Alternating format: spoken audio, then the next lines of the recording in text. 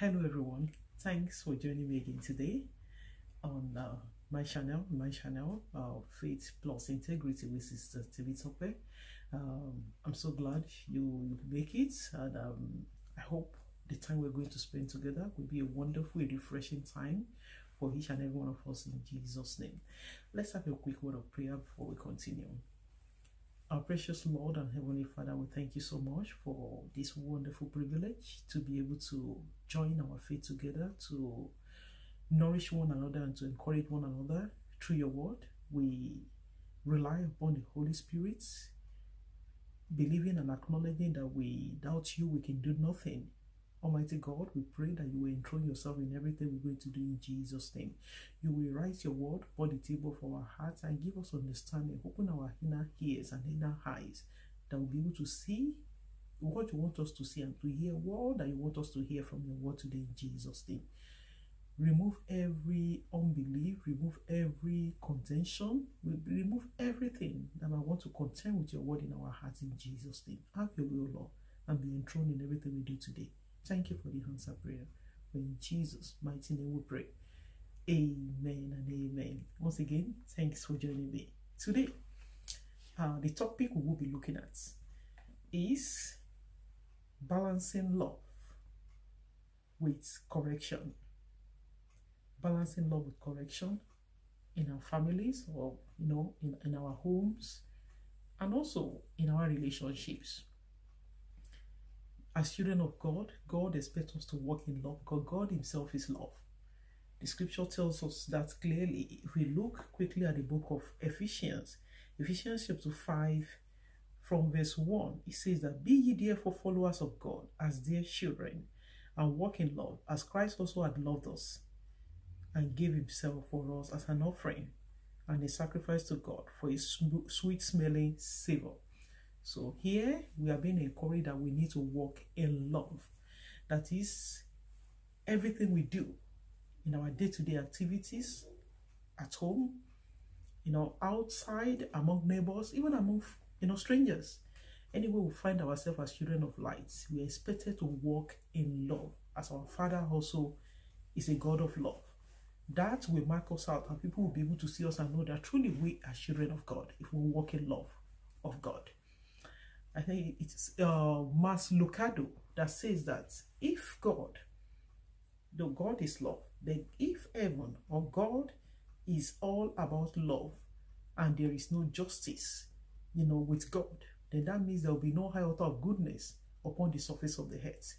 And if God is all about justice and there is no love, then that means none of us can make heaven. Not every one of us will be condemned to hell, because there is nothing good in man. All the goodness we have is of the Lord. So God expects us to walk in love.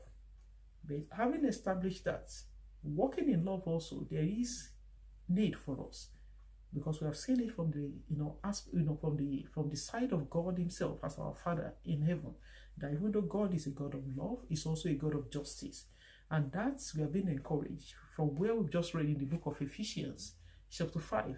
We have been encouraged that there is need for us, to balance love and justice, to balance love and discipline, most especially when it has to do, with, raising our children, raising our families, among husband and wife, among parents and, the kids, and, even in our day-to-day relationship dealings with one another, among our friends. If all I'm interested in my relationship is to love and love and love, and I'm seeing things that are not right in the life, or in the life of the people I'm living or I'm dealing with, among friends and all that, and I'm not trying to draw their attention. Maybe somebody is doing something that is dangerous, is doing something that is injurious, is doing something that is harmful, even to themselves, because some people are doing things, they're not even mindful of it, they don't even know. Naturally, some people are doing things, they just see it as a normal way of life. Maybe because of the orientation, or because of their background, or because of, how they are brought up. They don't see anything wrong in what they're doing. We are not, it's not about, teleguarding one another, being on each other's neck. But there are ways as we show love to one another, there should be room for correction also, to be able to call ourselves to order if somebody is doing something that is dangerous to their well-being. For instance, if I'm in a relationship, my friends, and they see me that I'm doing something, I have a particular habit, or I'm doing something that they know that this thing I'm doing is dangerous to me, it's harmful. We have people, that smoke. Even some of them goes to church, and maybe they might know naturally that smoking is wrong, but they need, at times, people need somebody to look at them right in the face to be able to tell them what they're doing is wrong. Face to face, highball to highball, and be able to communicate to them that, Lord, I love you, I'm doing this out of the love I have for you. And without that being done, the person might continue to do what they are doing. Some people, it might be just lying. We can't call it just, but it might be lying. It might be that is what they do, and they don't see anything wrong with it. They need somebody to look at them and say, no, this lying, you're lying. Though you are the one lying, but at the end of the day, it has the tendency, it has the power to destroy your person. It can destroy definitely your integrity and your reputation. Because by the time people know you that you lie freely, nobody will trust you. Nobody will want to have any dealings with you. No serious-minded person will believe anything you say, even when you're saying it from a sincere heart this time around. Nobody. So there are times that we need to be able to call ourselves, to order when we are doing things that are not right. And also in our family also, there is a need for us to balance love and discipline. Love and justice goes together. To every side, every coin, there's two sides. One side, which is the side, we can liken the same thing to God, like we said. We see God as a God of love. Also, God is also a God of justice. He's a God that metes out discipline when we're doing something wrong. He disciplines us from a good place. He's disciplining us from the angle of love, from the heart of love, because He wants the best for us. And the scripture tells us something about that. To know that when God corrects or when He disciplines us, He's not doing it because He's mean. He's doing it because of the love He has for us. I read from the book of Proverbs, chapter 3, verse 12. He says, "For whom the Lord loveth, He corrected, even as a father the son in whom He delighted." So when God loves somebody, He corrects. So when we find ourselves being corrected of God, when we find ourselves being corrected of people, not because they are trying to lord it over us, not because they are trying to be in charge of our life, but when they know that we're doing something wrong, somebody that loves you will correct you. Somebody that loves you. In fact, there's a saying that when you see two friends, they go behind the door, and you see them come out, with frown on their face. They've been sincere with one another.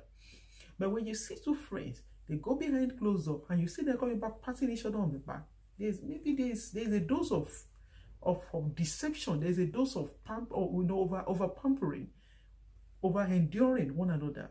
When you do something wrong, if I have somebody that I love and I see you doing something sincerely wrong, it is the honors be over me to be able to, in a loving manner, not as a parent to you, because definitely we are, as adults, we should be able to learn to call ourselves in love and be able to draw attention. If the person now, you now realize that the person you are trying to draw the attention is not somebody that is taking to correction or taking to advice, you can let the person be. But the person, if God forbid, if anything wrong happens later on, even the person conscious will be able to judge the person that, yes, this person told me at so time.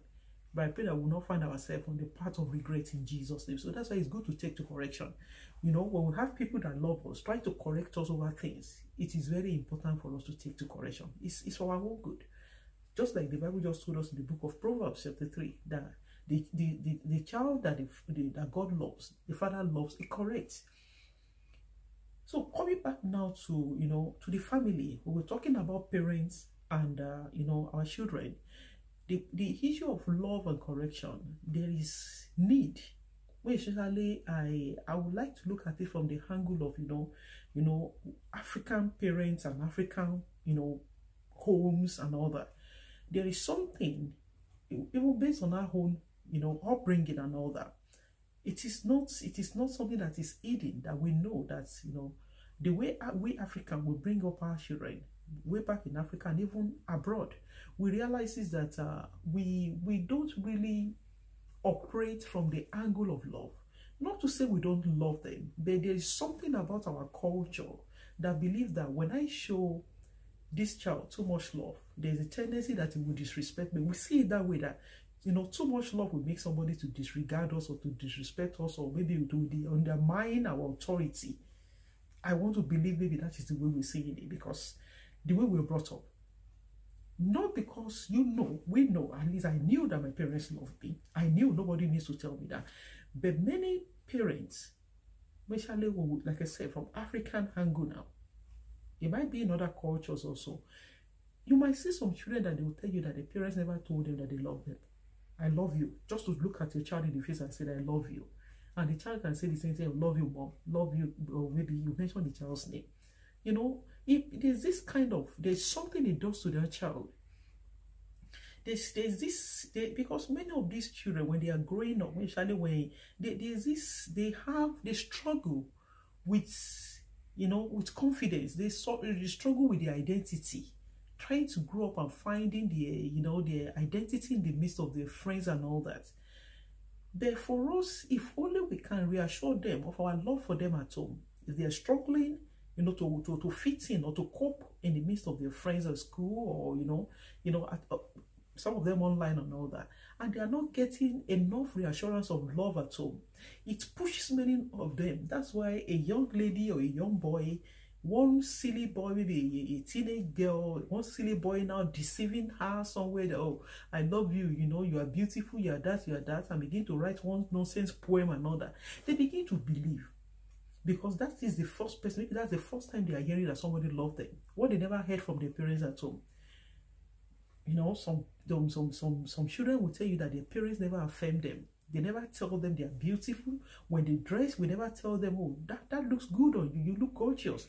Look at how beautiful you are growing up. You are becoming a young lady. You are becoming a young woman. Affirming them, reassuring them of our love, and letting them have a sense of, of belonging, sense of that they, sense of worth. Not because they don't want anything, but it's good to hear it from our mouth as parents. Especially walking in love towards them. So that if we can establish our identity with them in love, our relationship, we build it on the platform of love, walking in love at all. Not just saying I love you. Not love of just going to the market and buying things, buying nice shoes, buying, all those things are good. But, all these material things cannot take the place of love, sincere love from the heart. The same love that you express, that same love does not stop you from correcting that same child when it does something wrong. And the amazing thing is that if we can establish our relationship, we can build relationship with our family on the basis of love, sincere love from the heart. We can express it, we can communicate it, we deal with them freely, especially when they are growing up. They get to a particular age that we begin to see them with a new eyes, we begin to treat them as young adults. One thing it has the tendency of doing in the life of these children is that it brings trust between us as parents and the children. That's some of the things I've learned. They have concerns, they have fears, they have anxieties, over things happening around them, happening in school, pressures, peer pressure and all that. But if we can build confidence, they can build confidence in us, they can build trust in us. It makes it easier for them to be able to confide in us when something is bothering them in the heart. It gives them, the confidence to approach us and come to us as a friend. Not only as a parent, but as a friend, because we have built this intimacy and love with them. It's very important. On that platform now, if we build love, if we can build a relationship based on sincere love with our children, when the time now comes for us to correct them when they are doing something wrong, they take that correction because they know that we are doing it from the place of love. Rather than a child that the parent is always, breathing on their neck. Even when the child is doing something right, some parents find it difficult to be able to acknowledge. When they do something wrong, you'll be able to say, oh, well done for that.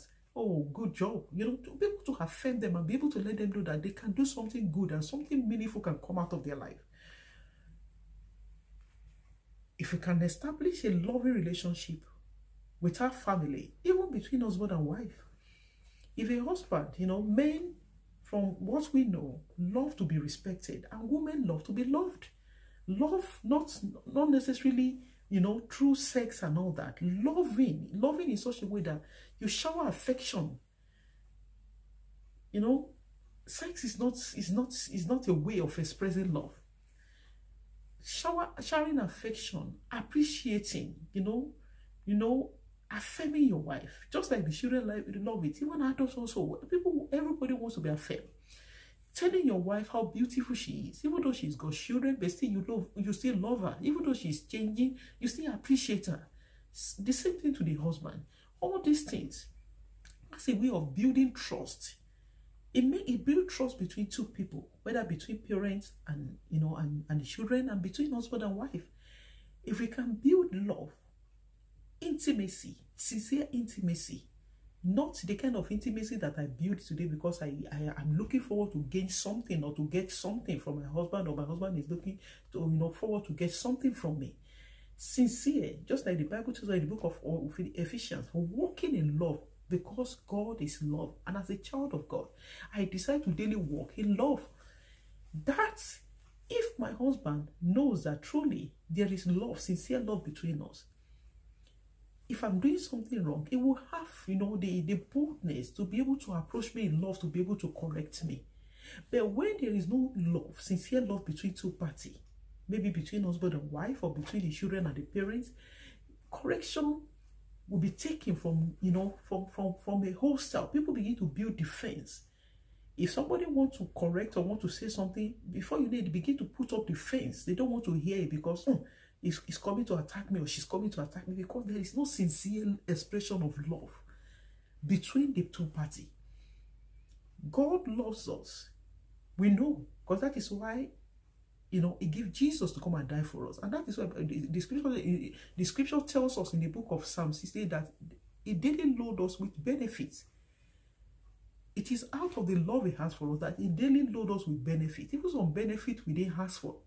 The air I'm breathing now, I didn't ask God to give me air to breathe.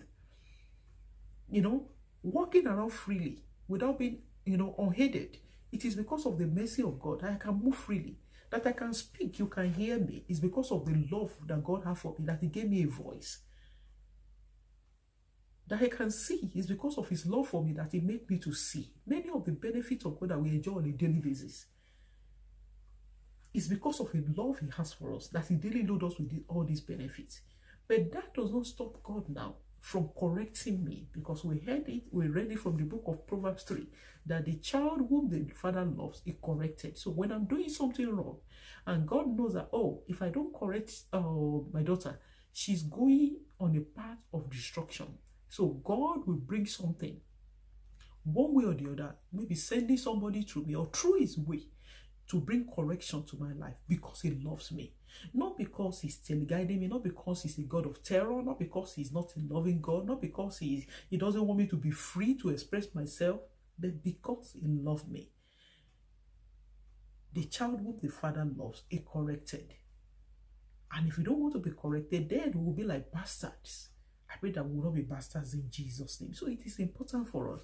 I remember when we were young, I experienced a mother and a daughter love somewhere.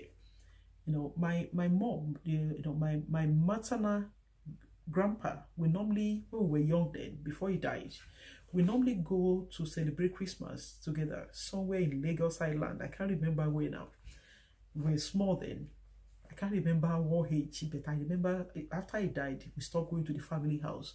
So there was a day, my mom's aunts, his aunts, yes, or maybe cousin, the woman should be like an aunt to me, but an elderly woman. We were just playing around when we went for the family, Christmas, and I ran through a corridor, and I saw my hands then, and the little daughter sat on the mom's lap. The mom was eating, and I saw the girl using the mom's spoon to eat. I was taken aback. I said, what kind of child is this? In my heart, it's as if that child was a cursed child. How could you? He's so spoiled to be eating in the same place with your mom, because I never knew It is possible for a child and the parents to eat together in the same plate. We were not brought up like that. How we were brought up is, when dad, when he eats his dinner or any meal that's serving, whatever is left, they will tell anybody that comes to pack the food, we are free to go and eat it. I've never seen it in my family till I grew up, get married and all that. That's, you know, you can sit down and put your spoon in the same. But that is not to say that my parents doesn't love us.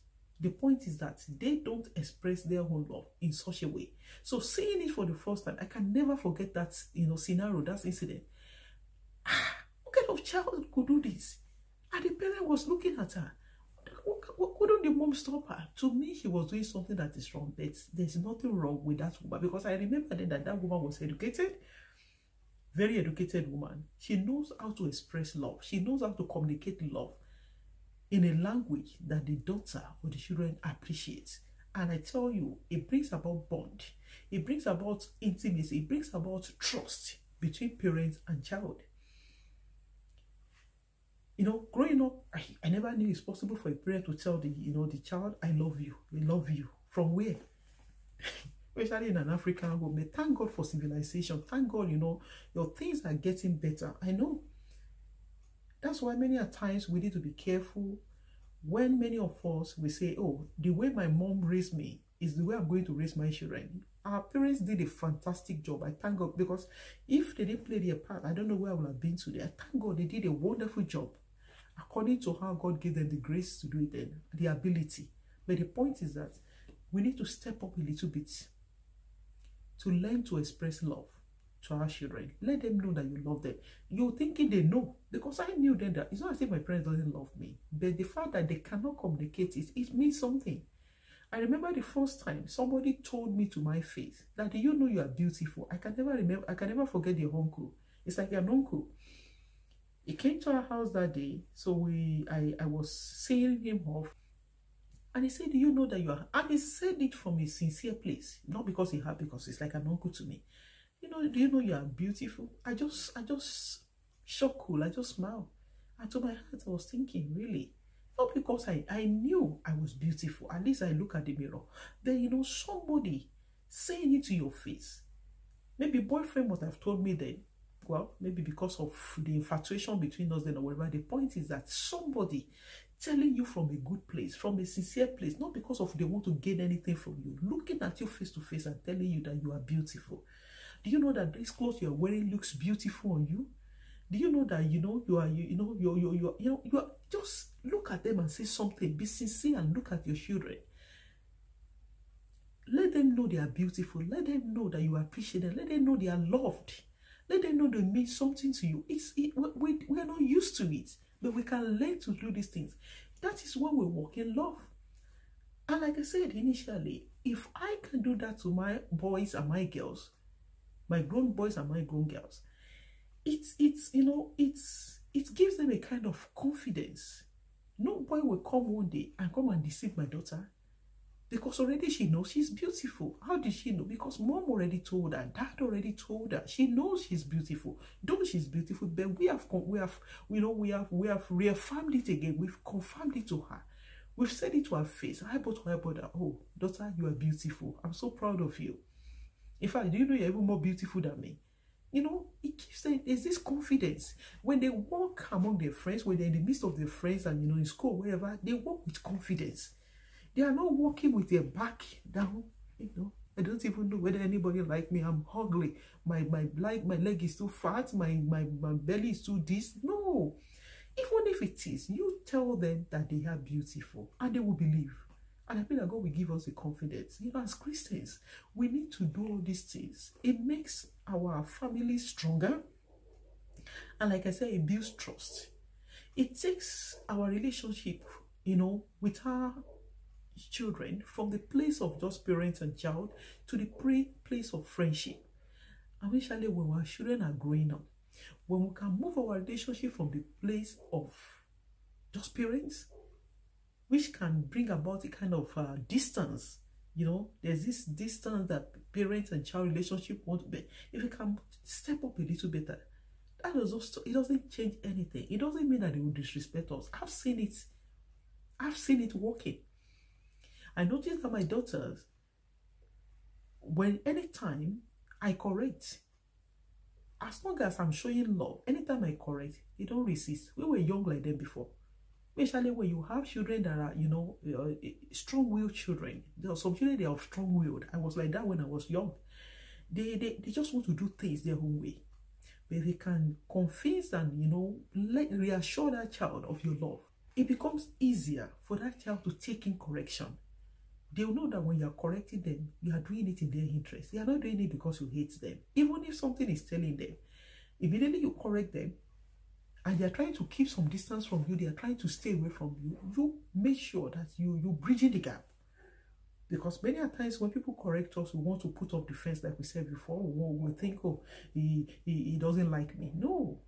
The Bible says that the child whom the Father loved, he corrected. I pray that God will give us wisdom to be able to run our life and be able to run our families in such a way that it will bring glory to his name in Jesus' name. I read from the book of Job 36 from 9. Job 36:9. It says, then he showed them their work and their transgressions that they have exceeded. He opened also their ear to discipline and commanded that they return from iniquity. If they obey and serve him, they shall spend their days in prosperity and their years in pleasures. But if they obey not, they shall perish by the sword. I pray that we shall not perish by the sword in Jesus' name. This is God speaking, that even though God is loving, he said he showed them their work and their transgression. He shows his people, even though he's showing them love, at the same time, when they do something wrong, a loving parent should be able to, because you love their child, and you are not looking for the destruction of that child, you should be able to have the confidence to be able to look at that child in the face that you have done something wrong. As husband and wife, we should be able to look at ourselves in a loving manner. Not because I'm attacking you, because you love one another, I'm not there to attack you. That can be done if the foundation of love has already been built. We are already walking in love. If I'm persuaded that somebody loved me with a sincere heart, if I'm sure that somebody loves me, anything the person tells me, I'll listen, because I know he's doing it from a sincere place. He's correcting me from a safe place. He has my interest, my best interest at heart. Everything he's doing for me is in my own interest. I will be willing and be ready to take correction. But when I know that I'm doubting, I don't even know. Maybe he's showing love to me because he wants something from me. You're not even sure. There's no trust. Love, breeds trust. It brings about trust. You trust one another. You can believe that person because you know that the person can never, betray or can never do anything to harm or to hurt you. So God loves, but still he shows his people their transgression and he showed them their iniquity. And he opened their ear to hear discipline. Very important. A father or the parents love a child and the child does something bad at school and they get to know.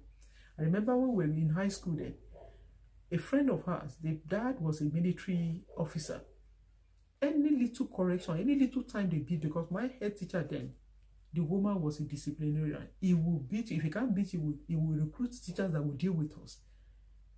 I went to a all school girls, and all these single, sex girls can be difficult sometimes. Maybe boys or girls school. So I knew that then we were difficult. So anytime this girl, maybe they discipline us collectively, the next moment you will see is that the next day, the father come to school to come and fight with the authority. It's not in the interest of that daughter, of the child. You don't love the child. If you love a child, the first thing is that, why did they discipline you? If they discipline you in the midst of other children, why must you be singled out to be defended? And are you telling me that kind of parent will be able to discipline the child at all? I could imagine because I know the girl very well then. We all had our own issues, but I knew. The point is that it is good for us to discipline the child or the person we love, or to correct. Let me use the word correct first. When we correct and the person is not yielding, because even the Bible just told us now in the book of Job that God is telling them that if they obey his word, they will spend their days in prosperity and their years in pleasure. But if they disobey him, if they do otherwise, if they go, another path, then destruction will come. But I pray that God will give us the grace. We will be, loving children. As God loves us, we should love him in return. So that we'll be able to spend our days in prosperity, in bounty, in the goodness and blessings of the Lord. And our portion will not be curses. It's not for us and our families in Jesus' name. So but for us to be able to enjoy the goodness from God, and for us as family also to be able to enjoy the goodness of God together, and for us to be able to have peace and harmony in our families, in our homes, we need to balance love with discipline, balance love with justice. We balance love because, like we said, if God is just God of love, many people will do evil and they will get away with it. In fact, there will be chaos. There will be, there will be some sort of evil all over the world because God is a God of love. Somebody killed another person because God loves everybody, just allow them, just go. What about the person that died? So that means that there's no justice for them. And if God is just God of justice, this one do something wrong, just God strike them down. They are dead. There's no love, or there's no way of just correcting them and restoring them. So we can imagine that if God can balance love and justice, that's what makes him to be the kind of compassionate God he is. That's what makes him to be God. So we too, as children of God, we have to learn how to balance love and justice. And when we love, we communicate it that we love. Many people, parents, they will not tell, maybe parents to a child or child to a parent, they will tell you, oh, I miss my mom. My mom is dead, or my this is dead. I wish I had the opportunity to tell him or to tell her that I love him or I love her. But you were living together all these years. Why didn't you tell the parent, the person? You find it difficult to communicate it, even though you have it in your heart. But when you have something in your heart, nobody sees it. It's in your own heart. You need to be able to communicate it out and let them know. Say it out. Say it out.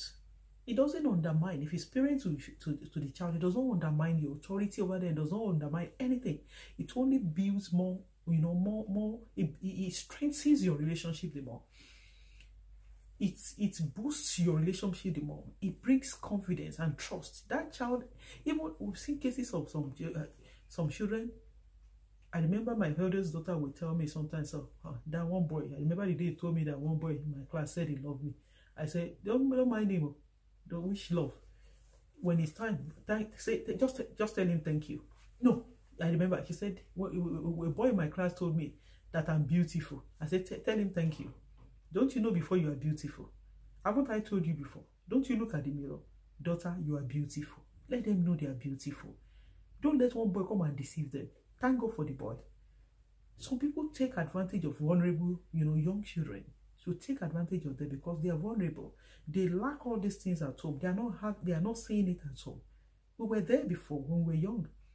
If a little boy just whispers to your ears, and some of them are so smart, they will write poems, they will do all those things, and they deceive all these young. Before you know it, they are doing it for their own personal gain, just to lure them and to exploit them. And before you know it, God forbid, I pray that our children will not be lured away into error in Jesus' name. They will not be, the devil will not take advantage of our vulnerable children in Jesus' name. It's very important.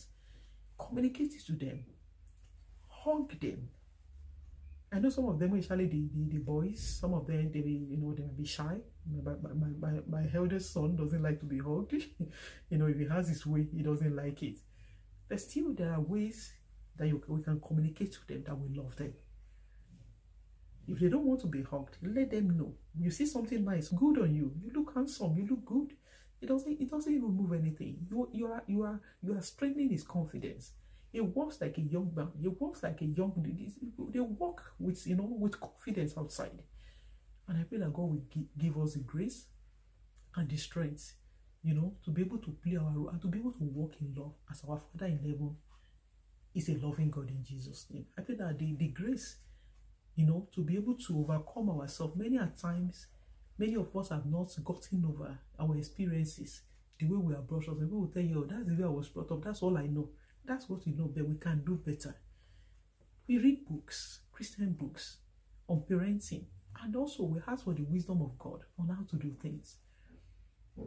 On how to do things. You can't love too much. It's not possible. And I pray that God will help us to be able to do all that we need to do, so that His beauty will be revealed in our lives and in our families in Jesus' name. It's very important. All these little things, we overlook them, but they are very, very important. It strengthens our, us, as family, and it strengthens us. It even gives us peace at the end of the day, because when everybody is walking in love, everything is going on peacefully and amicably, then we ourselves, wherever we have peace in our hearts. We are not troubled by anything. Nobody is coming through the door and slamming the door because he's hungry with everybody, or she's hungry, and everybody walk together in peace, live together in peace. And I pray that the peace of God will reign in our lives, the peace of God will reign in our families, the peace of God will reign in our relationship. Wherever we've missed it, then maybe many of us will be running our families and running our life based on our own past experiences. Some people, the experiences they had with their home parent is what they carry. It's a carryover. It doesn't have to be like that. Even if your parents are good, they are good, you can still be better than them. If they've done a wonderful job, you say, oh, they love me, they showed it, they communicated with me, we talked together, our communication, was so fantastic together. But still, they can still go a step higher than whatever they did for you to be a better parent. So that they will look back and see you and say, oh, I thank God for your life. Even though I did a good job for you, but you are doing a better job. And I pray that our life will bring praises to the name of God in Jesus' name. We will not fail God. We will not fail the family the Lord has committed in our hand. We will not fail God. We will not fail our children, because they are there. They are there. It's our duty, our responsibility as parents to guide them in the way they should go, to nurture them, especially when they are still young. And I pray that as we are doing all this, most importantly, we'll be praying for them. It's very important. It's very important. And I pray that our efforts over our families, our efforts over our children, our effort over our marriages, our effort over our relationships, over our home will not be a waste in Jesus' name. God will continue to strengthen and continue to help us. We will not labor in vain.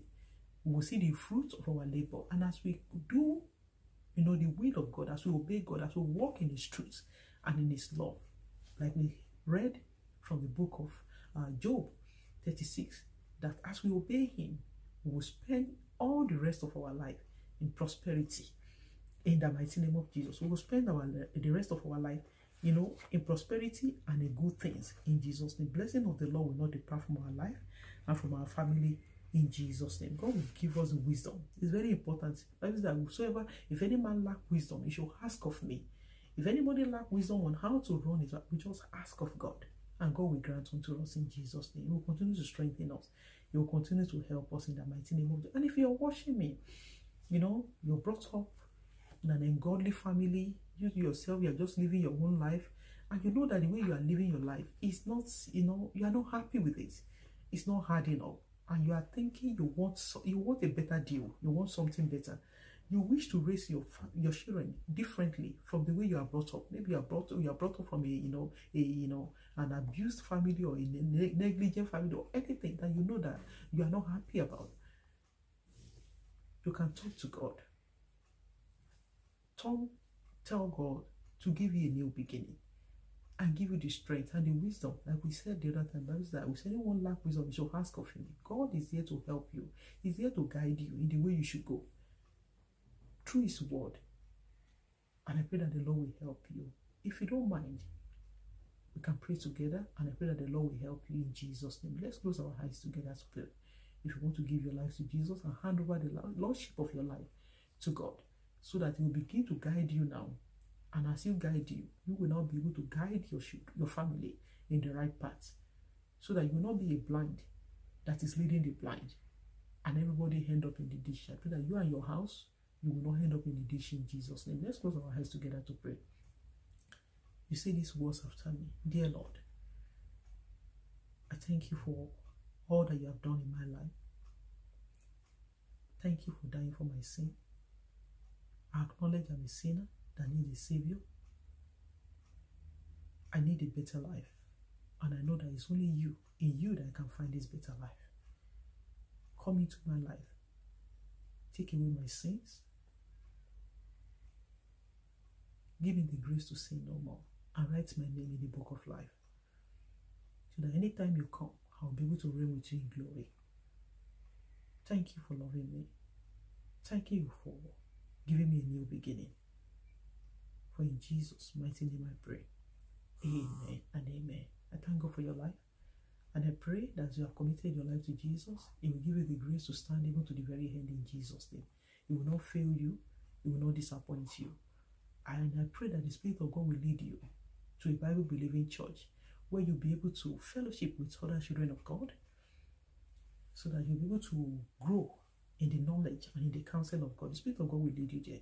And I also encourage you to join me regularly on this platform where we'll be able to share the Word of God together. And I pray that as we share the Word of God, God will give us understanding of His Word. The Holy Spirit will interpret His Word to us the more in Jesus' name. So thank you for being a part of today's video. If you are here for the first time and you have not subscribed to this channel, please consider subscribing. You see the subscribe button there, click it, and click also the notification bell beside it. By so doing, you'll be able to get notification whenever I upload a new video. And if you are here before you subscribe and you return back, I appreciate you. Thanks so much for allowing me your hope. And I pray that the time we spend together, God will prosper it and bless it in Jesus' name. I look forward to seeing you in my video. Remember always that I love you, that Jesus loves you more. God bless you. Let me hear you sing. Hear these praises.